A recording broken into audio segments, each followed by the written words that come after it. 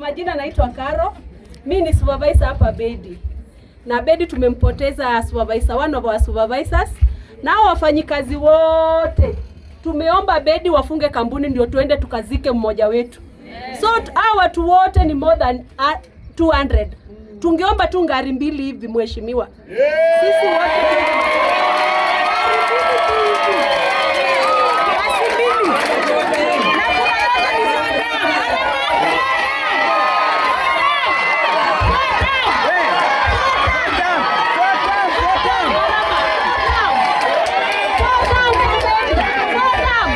Arama tibim!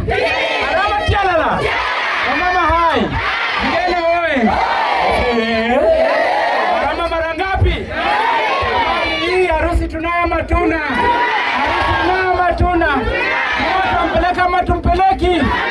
Sasa mimi tunasema hivi kama vijana wa Bedi. Tunashika Arama mara ngapi?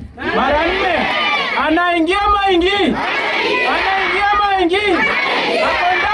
Ako ndani anagongewa na si nini?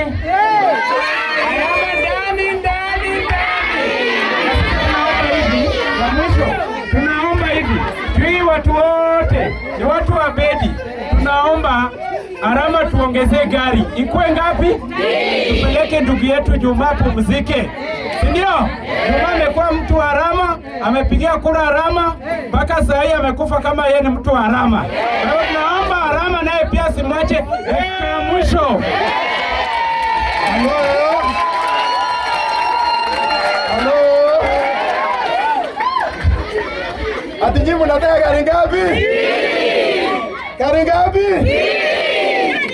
Wangapi wanasema basi mbili?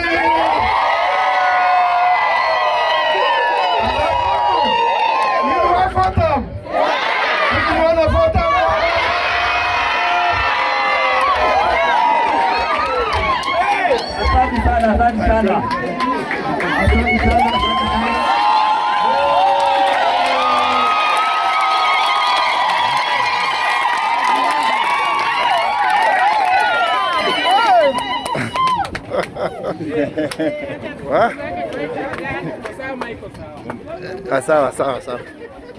Wai watu wengi. Kiongozi. Mungu akujalie bwana. Sisi kwa hivyo. Mungu anakupenda. Kazi ya Bedi mtuachie. Msalamie baba. Mwambie tumemumisi sana Weavers.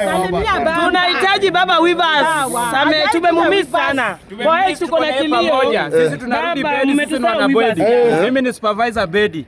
Na Bedi Juma amekufa, alikuwa mmoja wetu, na sisi ni watu wa Arama. Arama tunamregesha mara 4.